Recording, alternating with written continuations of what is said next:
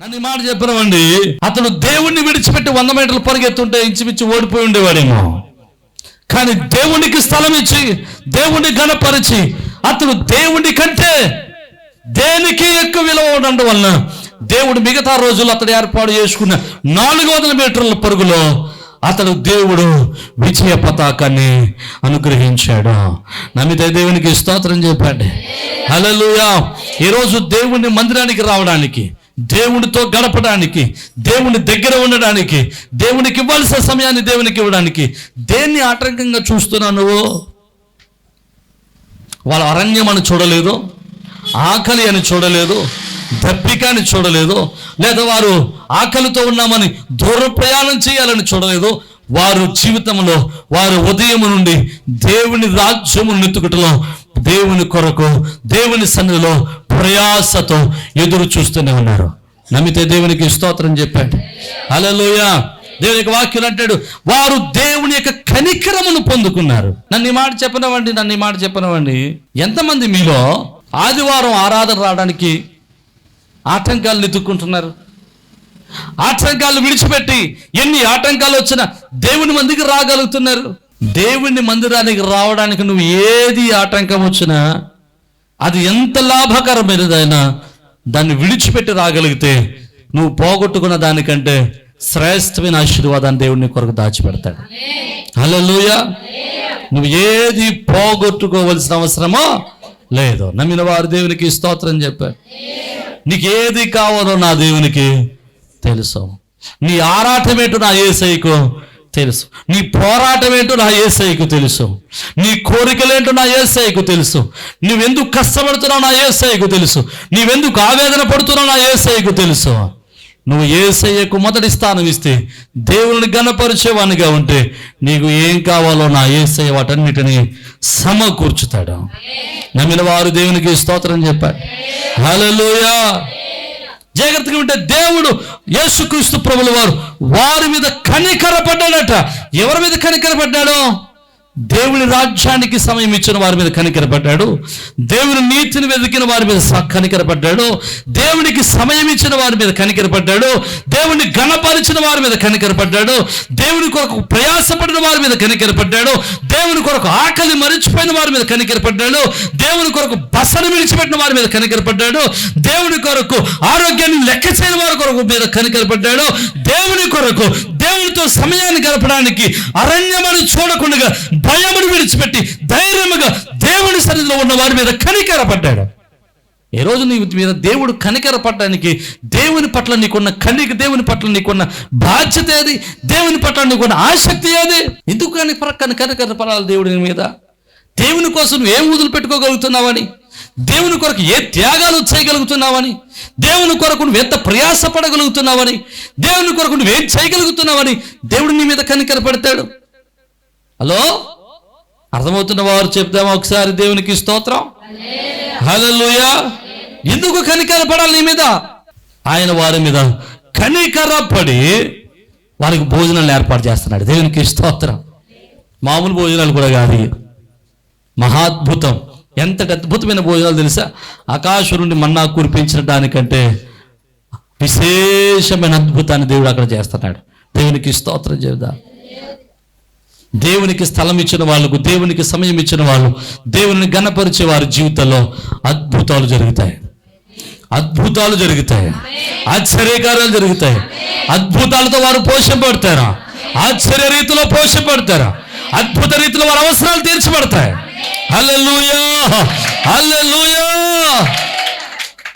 అసలు మీ దేవుని సన్నిధిలో ఆయనకి స్థలం ఇచ్చే, ఆయన ఘనపరిచే వారిని ఆయన ఘనపరిస్తే ఎట్లా ఉండదో మనం కొన్ని విషయాలు మనం నేర్చుకుందాం. చూడండి, అక్కడ చూస్తే యేసు వారు అంటున్నాడు, ఆయన శిష్యులు వచ్చి అన్నారయ్యా చాలా సమయం అయింది కదా వారు భోజనం పెట్టదామంటే, యేసు ప్రభు మీరే భోజనం పెట్టండి వాళ్ళకి అన్నాడు. అయ్యా మన దగ్గర అంత డబ్బులు లేవు ఆయన, వీళ్ళందరికీ భోజనం పెట్టాలంటే ఎన్ని దినారాలు కావాలి? 200 దీనారాలు కావాలి. ఎంత? 200 దీనారాలు అంటే ఎంతో తెలుసా అండి? 8 నెలల జీతం. 8 నెలల జీతం. 8 నెలల జీతం ఎక్కడొస్తుంది ఆయన? మన దగ్గర అంత డబ్బు లేదు. మన దగ్గర ట్రెజరర్ ఉన్నాడు, కానీ ట్రెజరీ ఉంది కానీ అందులో డబ్బులు లేవు. మన దగ్గర ఖాతా ఉంది కానీ ఖాతాలో డబ్బులు లేవు, పెట్టడం కష్టం అయ్యి అంత డబ్బులు మన దగ్గర లేవు అన్న. అయితే చూడండి, ఎవరి దగ్గర భోజనం ఉందని చూడండి అన్నాడు. అప్పుడు ఆంధ్రేయ జనాల దగ్గరికి పరిగెత్తుకుంటూ వెళ్ళి జనాల దగ్గర వెతుకుతుంటే ఒక చిన్నపిల్లడి దగ్గర 5 యవల రొట్టెలు 2 చిన్న చేపలు. నేను చెప్పే స్టోరీ 4 సువార్తలు కలిపి నేను, అంటే కొన్ని విషయాలు ఒక సువార్తలు ఉంటాయి, కొన్ని విషయాలు ఇంకో సువార్తలు ఉంటాయి. జాగ్రత్తగా వినండి. 5 యవల రొట్టెలు 2 చిన్న చేపలు ఒక చిన్న పిల్లోడి దగ్గర దొరికాయి. ఆంధ్రేయ దగ్గరికి చేపలు చేయాలి రొట్టెలకి అన్నాడా? అంటే వాడు ఇస్తాడా? చెప్పట్లేదు ఎవడో. అంటే ఆ యవల రొట్టెలు ఆ 2 చేపలు వాడు తిండాక తెచ్చుకున్నాడు, అలా అమ్మి పెట్టుంటది పాపం. ఆంధ్రేయ వెళ్ళి, అయ్యా ఇది దేవునికి కావాలి, ఇస్తావా అంటే ఆ చిన్నపిల్లడు తన దగ్గర ఉన్నటువంటి ఆ 5 రొట్టెలు 2 చేపలు యేసేవారికి ఇచ్చేశాడు. దేవునికి స్తోత్రం చెప్పాడు. చిన్న పిల్లలలో దాతృత్వం, చిన్న పిల్లల్లో కూడా దేవునికి ఇచ్చేటువంటి లక్షణం, చిన్న పిల్లల్లో కూడా దేవుని కొరకు ఖర్చు పెట్టేటువంటి లక్షణం ఎక్కడి నుంచి వస్తుంది అంటే దైవభక్తిలో నుంచి, దైవభక్తి కలిగిన కుటుంబంలో నుంచి వస్తుంది. దేవునికి స్తోత్రం. జాగ్రత్తగా వినండి. ఆ 5 రొట్టెలు 2 చేపలు యేసయ్య వారికి ఇచ్చారు. నేను ఇంకొక మంచి ఉదాహరణ చెబుతాను. ఆ రోజుల్లో 2 ప్రధానమైనటువంటి ఆహారాలు ఉండేవి.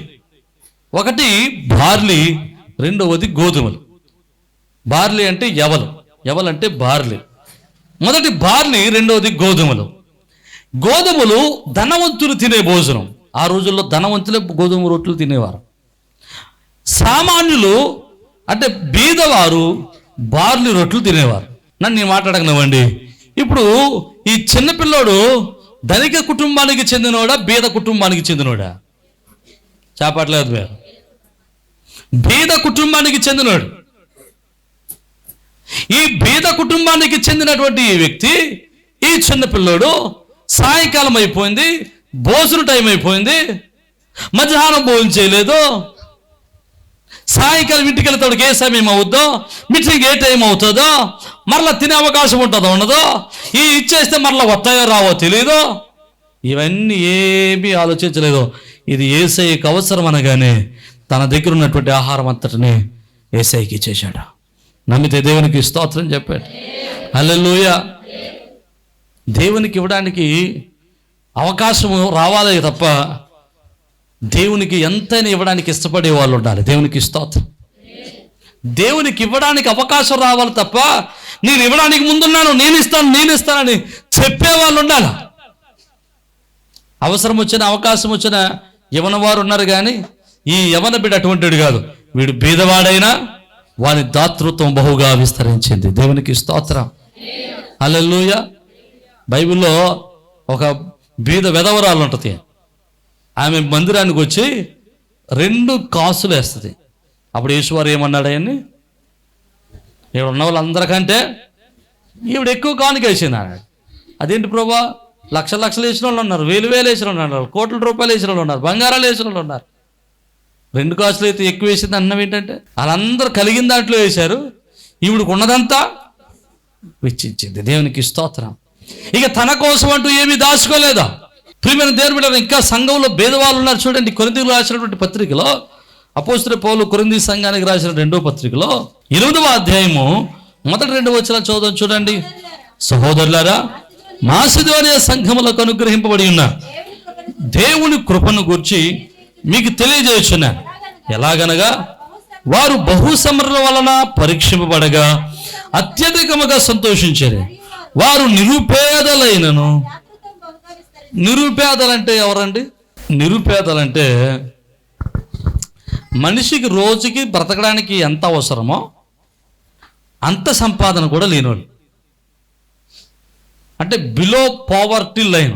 అంటే మనుషుడికి బ్రతకడానికి రోజుకి 200 రూపాయలు అవసరం అనుకోండి, వీడు 100 రూపాయలు కూడా సంపాదన లేదు. అలాంటి వాళ్ళు నిరుపేదలు అంటారు.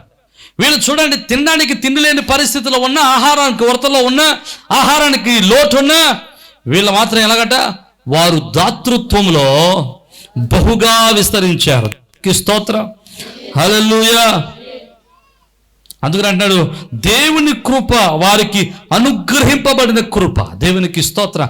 దేవునికి ఇచ్చేవారి పట్ల దేవుని కృప ఆవరిస్తుంది. నమ్మిన వారు దేవునికి స్తోత్రం. హల్లెలూయా. ఆ చిన్న బిడ్డ, అతని దగ్గర ఉన్నటువంటి 5 రొట్టెలు 2 చేపలు, అతడు బీదవాడైనప్పటికీ, తినడానికి తిండి లేనప్పటికీ, ఇంటి దగ్గర ఆహారం ఉందో లేదో తెలియనప్పటికీ ఆ ఆహారాన్ని పట్టుకొచ్చి యేసయ్యకు అప్పగించాడు. నమ్మిన వారు దేవునికి స్తోత్రం చెప్దాం. దేవుడు ప్రార్థన చేశారు. ఆయన ప్రార్థన చేసి 5 రొట్టెలు 2 చేపలు విరిచి వాళ్ళకి ఇచ్చినప్పుడు 5,000 మంది కడుపు నిండా భోజనం చేశారు. దేవునికి స్తోత్రం. అక్కడ రాస్తాడు, వారు కడుపు నిండా తిని తృప్తిగా తిన్న తర్వాత, తృప్తిగా తింటామంటే బ్రేవ్ అనేవారు, ఆకలి తీరే వరకు తిన్నారు. దేవునికి స్తోత్రం. ఎన్ని రొట్టెలు? 5 రొట్టెలు 2 పెద్ద పెద్ద చేపలు కాదు, చిన్న చేప. ఎవరిచ్చాడు? ఇంకో విషయం, బీదవాడు. అది చిన్నపిల్లోడు, బీదవాడు. ఇచ్చిన దానిని దేవుడు ఆశీర్వదించి మహా అద్భుతం చేశాడు. యేసుక్రీస్తు ప్రభువు వారు సృష్టికర్త అని చెప్పడానికి ఇది ఒక మంచి ఉదాహరణ. అక్కడికక్కడ 5 రొట్టెల్ని 5,000 కంటే ఎక్కువైనటువంటి ప్రజలకు అక్కడ తినేటట్లుగా ఆయన విస్తరింపజేశాడు. అంతేకాదు, 5,000 రొట్టెలు 5,000 మంది తినగా, పురుషులందరూ తినగా, స్త్రీలందరూ తినగా, పిల్లలందరూ తినగా, మిగిలిపోయిన మొక్కలన్నీ ఎత్తితే ఆమేన్ హల్లెలూయా. ఎన్ని గంపలు? మీకు విషయం చెప్పనా? ఇచ్చింది 5 రొట్టెలు 2 చేపలే. ఈ 5 రొట్టెలు 2 చేపలు ఇచ్చిమిచ్చి 60,000 మంది తిన్నారు. అక్కడ అవసరం తీర్చబడింది. రెండవది, తిరిగి 12 గంపలు ఇవ్వబడ్డాయి. దేవునికి స్తోత్రం చెప్పు. హల్లెలూయా. అందుకని బైబిల్లో ఒక చక్కటి మాట ఉంటుంది చూడండి. కొరింథీయులకు రాసిన పత్రిక 9వ అధ్యాయం, కొరింథీ పత్రిక 9వ అధ్యాయం, 2వ పత్రిక 9వ అధ్యాయంలో 6వ వచనం అంటాడు, కొంచెముగా విత్తువాడు, ఆమేన్ హల్లెలూయా, కొంచెముగా విత్తువాడు కొంచెంగా పంటకు వస్తాడు, సమృద్ధిగా విత్తువాడు సమృద్ధిగా పంటకు వస్తాడు. దేవునికి స్తోత్రం. నువ్వు ఎంత విత్తుతావో అంతే పంటకు వస్తావు. పక్కను చూసి ఆడొద్దు. ఎవరిని చూసి? ఎందుకని? వాడు నువ్వు ఎంత విత్తావో అంతే నువ్వు కోసుకుంటున్నావు, ఆడు ఎక్కువ విత్తాడు ఎక్కువ కోసుకుంటున్నాడు. దేవునికి స్తోత్రం. ఈడన్నాడు, కొంచెంగా విత్తేవాడు కొంచెంగా పంట కొడతాడు, సమృద్ధిగా విత్తే సమృద్ధిగా పంటకు వస్తాడు. 7వ వచనం అంటాడు, దేవుడు ఉత్సాహంగా ఇచ్చేవారిని, ఆమేన్ హల్లెలూయా. ఎలాగివ్వాలి? దేవుడు ప్రేమించాలి అంటే, దేవుని కనికరం పొందాలంటే మనం ఏం చేయాలి? ఉత్సాహంగా ఇవ్వాలి. ఉత్సాహంగా ఇవ్వటం అంటే ఆతృతతో ఇవ్వాలా? నేను ఇస్తానని ఇవ్వాలా? తప్పదా? ఉండు, నాతో పాటు 10 మందిని ఆపేద్దాం ఉండు అనుకుని 10 మంది ఆపడానికి ట్రై చేస్తాం. వాళ్ళందరూ నీ మాట వినకుండా ఇచ్చేశారనుకోండి, వీళ్ళు కూడా ఇచ్చేసారు రా బాబు, నా మాట ఎవడంటలేదు కాబట్టి నేను కూడా ఇవ్వకూడదు అనుకున్నా వాడు 10 మంది చెడగొడతారు చూస్తాడండి. ఎందుకంటే వీడు ఒక్కడ మానేసాడు అనుకోండి, మొహం మీద తెలిసిపోతుంది, వీడు ఒక్కడే ఇవ్వలేదని తెలిసిపోతుంది. అది వీడితో పాటు 10 మందిని మానిపించాడు అనుకోండి, నా తోడు 10 మంది ఉన్నారు కదా అని వీడు సంతృప్తిగా ఉంటాడు. చూసేవాళ్ళని ఎవరో ఇవ్వడం మానేసిన వాళ్ళు మానేస్తాం. కానీ ఏమండి, దేవుడు ఉత్సాహంగా ఇచ్చేవారిని ప్రేమిస్తాడు. చూడండి 8వ వచనంలో చివరి మాట్లాడాడు కదా, దేవుడు మీ ఎడల సమస్త విధములైన కృపను, హల్లెలూయా, దేవునికి ఇచ్చేవారి పట్ల ఆయన కృప విస్తరిస్తుందట. దేవునికి స్తోత్రం చెబుదామా? హల్లెలూయా. ఇంకో విషయం కూడా చదువుతాం చూడండి. సామెతల గ్రంథం 11వ అధ్యాయం 24-25 వచనాలు, వెదజల్లి అభివృద్ధి పొందారట, తగిన దానికంటే తక్కువ ఇచ్చి లేమికి వచ్చిన వారు. తగిన దానికంటే ఇచ్చి, తగిన దానికంటే అంటే అర్థం ఏంటి? ఇవ్వాల్సిన దానికంటే.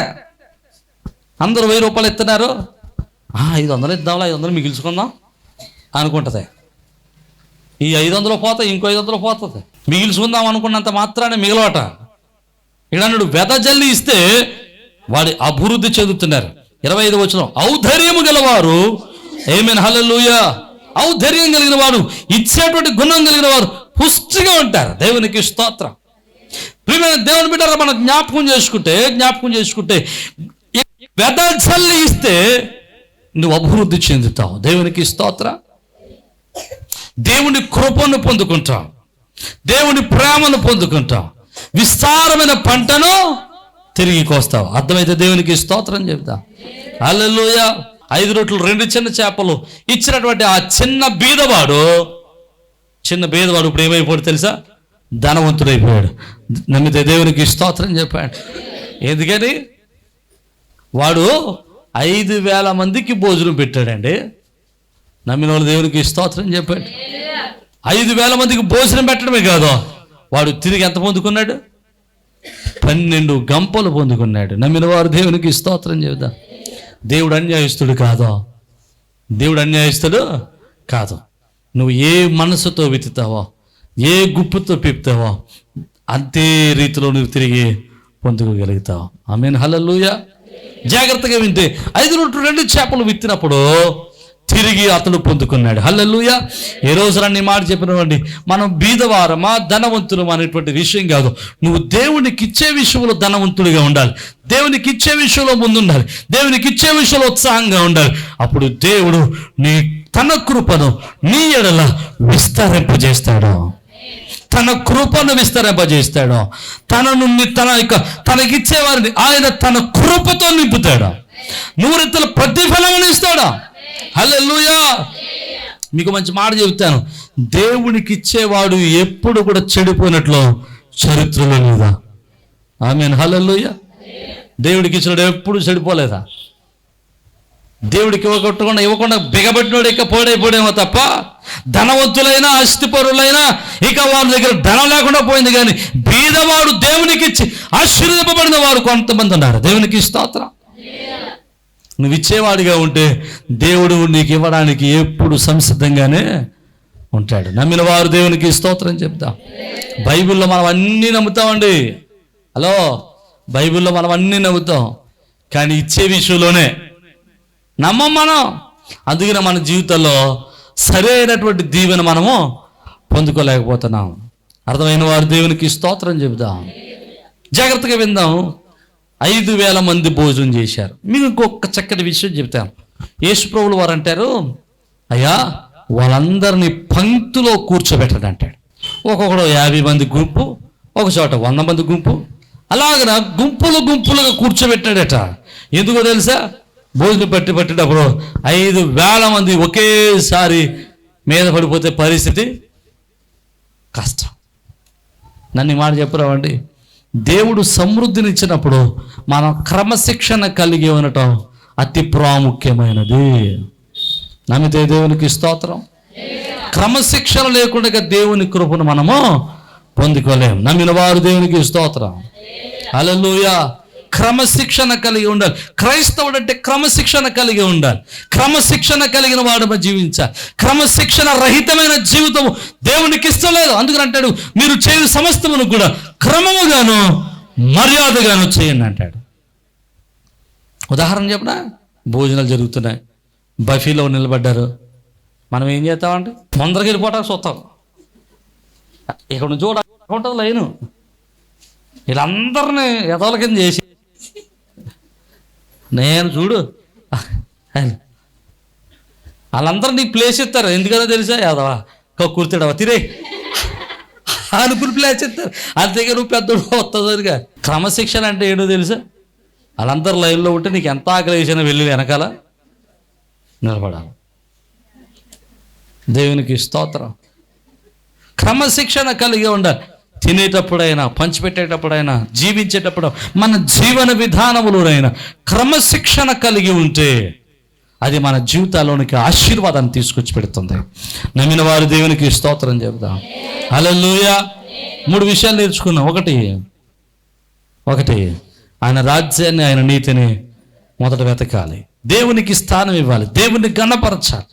దేవుని గణపరిచే వారంగా ఉంటే దేవుడు మన మీద కనికరాన్ని చూపిస్తాడు. ఆయన గణపరిచే వారిని ఆయన గణపరుస్తాడు. నమ్మిన వారు దేవునికి స్తోత్రం. రెండవది, దేవునికి ఇచ్చేవారంగా ఉండాలి. నువ్వు బీదవాడివైనా ధనవంతుడు అయినా దేవునికి ఇచ్చేవానిగా ఉంటే దేవుడు ఇచ్చేవానికి 100 ప్రతిఫలాన్ని తిరిగి ఇస్తాడు. మూడవది, మనం క్రమశిక్షణ కలిగి జీవించాలి. క్రమశిక్షణ రహితమైన జీవితము ఆయనకు ఇష్టమో ఉండదు. క్రైస్తవుడు అంటేనే క్రమశిక్షణతో ఉండాలి. చూడండి, మీరు ఎక్కడైనా క్రమం తప్పి తిరుగుతున్నారు అనుకోండి, అలా ఏమంటారు తెలుసు, దేవుడు కూడా నమ్ముకున్నాడు అంటారు. అంటే దేవుడు నమ్ముకున్నవాడు ఎలా ఉంటాడు? ఆడే అంటాడు, దేవుని కూడా నమ్ముకున్నాం, ఎలాగో చేతనం ఏంటంటే. అయినా మన ముఖాలకి స్తోత్రం, చెమట తుడుచుకుంటున్నాను. దేవునికి స్తోత్రం. ప్రియమైన దేవుని బిడ్డలారా, ఈ 3 విషయాలు మనం జ్ఞాపకం చేసుకుందాం. ఈ 6వ అధ్యాయంలో ఈ భోజనాల కార్యక్రమం, యేసువారు 5,000 మందికి భోజనం పెట్టినటువంటి సందర్భంలో అక్కడికి వచ్చినప్పుడు చాలామంది ఆశీర్వదింపబడ్డారు. కానీ ఆ కార్యక్రమం, భోజనాలు పెట్టినటువంటి కార్యక్రమం, ప్రజలు దేవుణ్ణి తప్పుగా ఆలోచన చేసి శాపభరితులయ్యారు. అది ఎలాగో దేవుని చిత్తమైతే మరలా వారం నేర్చుకుందాం. దేవుడు అట్టు వరకు ఈ 3 విషయాలు మన హృదయాలు పదిలపరచును గాక. తల వంచండి, ప్రార్థన చేద్దాం. కృపా సత్య సంపూర్ణుడు, ప్రేమ కలిగిన ప్రభువా, అయ్యా, ఈరోజు నీ జీవితంలో, మా జీవితంలో నిన్ను ఘనపరచలేకపోతున్నాం, నీకు స్థానాన్ని ఇవ్వలేకపోతున్నాం, నిన్ను ఆరాధించలేకపోతున్నాం, అయ్యా, నిన్ను స్తుతించలేకపోతున్నాం. అయ్యా యువ తండ్రి, మాలో అయ్యా నీ కృపను అనుగ్రహించండి, నీ సన్నిధిని మాకు తోడుగా ఉంచండి, నీ ఆత్మ బలం మాకు దయచేయండి ప్రభువా. అయ్యా, నిన్ను ఘనపరిచి నీ యొద్ద నుండి మీ కనికరం పొందుకున్నట కృప చూపించండి. అయ్యా యువ తండ్రి, వాక్యం విన్న బిడ్డలను బట్టి ప్రార్థన చేస్తున్నాం, వారు నీ కనికరమునకు వారసులగుదురుగాక. మేమందరం నీ కనికరమునకు వారసులమగుదుగాక. మేము నాయనా నీకు స్థలం ఇచ్చి నిన్ను ఘనపరిచి నీ వలన మేము ఘనత పొందుకుందాము గాక. అయ్యా, నిన్ను మహిమపరిచి నీ నుండి మేము మహిమ పొందుదాము గాక. అయ్యా యువ తండ్రి, అయ్యా నీకు ఇచ్చి నీ దగ్గర మేము మేలు పొందుకుందాము గాక. ఇచ్చుటకు నాయన మీ భేదవారు మా ధనవంతులమని చూడక, అయ్యా మీరు మాకు ఇచ్చిన సమృద్ధిలో నుండి నీ పనిని జరిగించుటకు మేము ఇచ్చుదాముగాక. అయ్యా నీ కృపాసని తోడుగా ఉంచండి. అయ్యా మీ క్రమశిక్షణ కలిగి జీవించుటకు సహాయం చేయండి. మీ కృపను మమ్మల్ని బలపరిచి ఆదరించమని, వాక్యం వినిన ప్రతి కుటుంబాన్ని మీరు దీవించండి.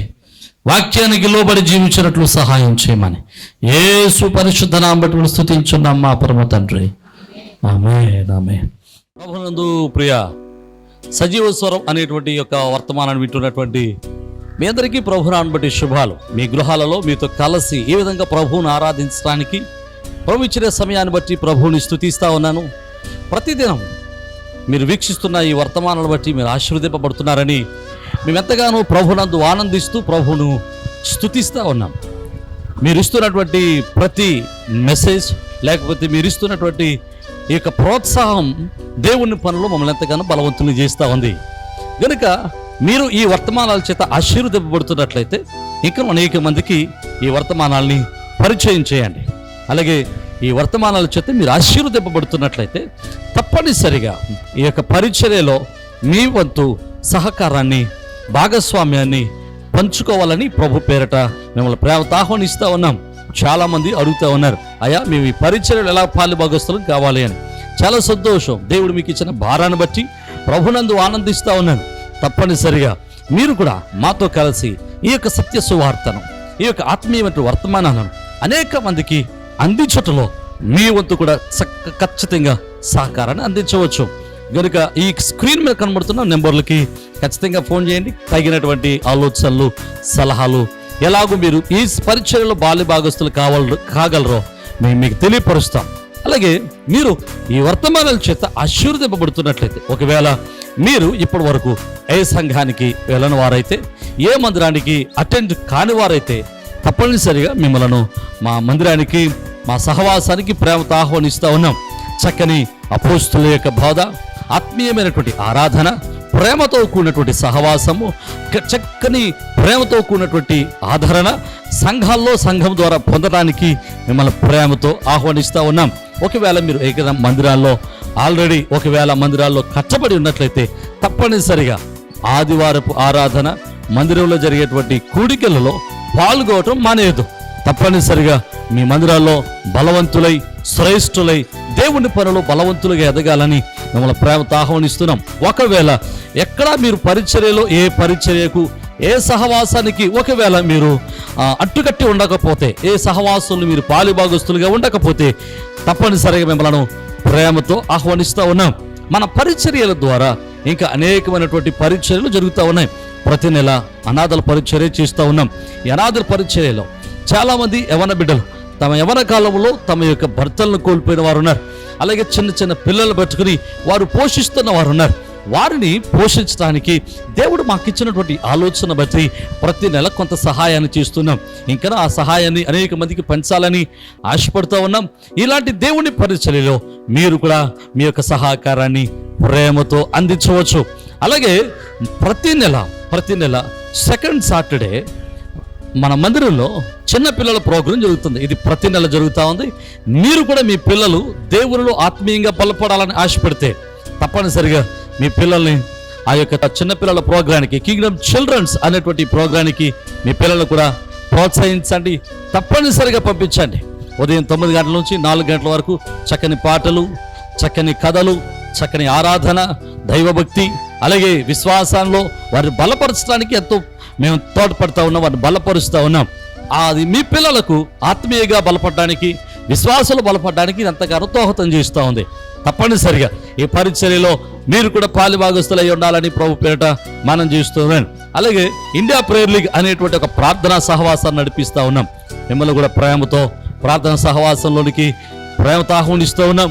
తప్పనిసరిగా మీరు ఫోన్ చేయండి, తగిన విషయాలన్నీ మీతో పంచుకుంటా. అలాగే మీరు ఒకవేళ యూట్యూబ్ ద్వారా వాక్యాన్ని విన్నట్లయితే, ఒకవేళ ఈ వాక్యం ద్వారా, ఈ వర్తమానాల ద్వారా మీరు ఆశీర్వదింపబడిన వారైతే ఖచ్చితంగా ఈ యొక్క వర్తమానాలు అనేక మందికి పరిచయం చేయండి.